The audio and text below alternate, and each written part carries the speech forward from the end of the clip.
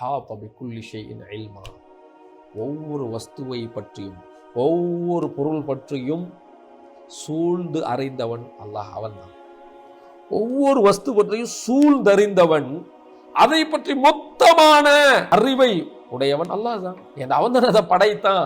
அது என்ன சைஸ்ல இருக்கணும், அது என்ன தோற்றத்தில் இருக்கணும், அது என்ன வடிவத்தில் இருக்கணும், அது என்ன நிறத்தில் இருக்கணும் என்று அதைக்கு தக்தீர் செய்தவன், நிர்ணயம் செய்தவன் அல்லாஹ். அவன் மாத்திரம்தான் அனைத்தையும் சூழ்ந்து அறிந்தவன். இங்கு சூழ்ந்தறியக்கூடிய ஆற்றல் எவனுக்கும் கிடையாது. அன்புக்குரியவர்களே, நாம் நம்மை கூட சூழ்ந்தறிந்தவர்கள் அல்ல.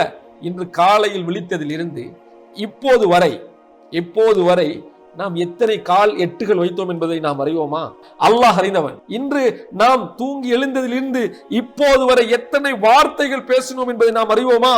அல்லாஹ் அறிந்தவன். அன்புக்குரியவர்களே, நம்முடைய தலை முடி எத்தனை இருக்கிறது நமக்கே தெரியுமா? தெரியாது இல்லையா? அல்லாஹ் அறிந்தவன். இவ்வாறு அன்புக்குரியவர்களே, ஒரு மரத்தில் எத்தனை இலைகள் இருக்கிறது என்று தெரியுமா? அல்லாஹ் அறிந்தவன். எல்லாவற்றையும் சூழ்ந்தறிந்தவன் அல்லாஹ் என்பதை நீ உறுதியாக நம்பிக்கொள் என்பதாக இமாம் அவர்கள் சொல்லிவிட்டு சொல்கிறார்கள், மேற்குறித்த அதே அர்த்தம் தான் இதுக்கும். எல்லாவற்றையும் எண்ணிக்கையால் துல்லியமாக அறிந்தவன் அல்லாஹ் தான்.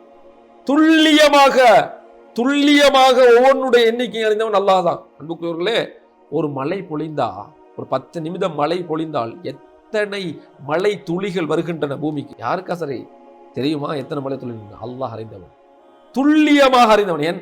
ஒவ்வொரு மழை துளியையும் படைத்தவன் அவன் அறிந்தவன். நாங்கள் ஒரு வேளை உணவின் போது எத்தனை சோற்று பருக்கைகளை உட்கொள்கிறோம் என்று நாம் அறிவோமா? அறிய மாட்டோம். சூழ்ந்தறியும் ஆற்றல் நமக்கு கிடையாது. ஆனால் அல்லாஹ் அறிந்தவன். இப்பேற்பட்ட பரிசுத்தமான ஒரு ரப்பு தான் நம்முடைய ரப்பு என்பதை உறுதி கொள் என்பதாக இமாம் இப்னு அஸாக்கிர் ரஹிமஹுல்லாஹ் அவர்கள் கூறுகிறார்கள்.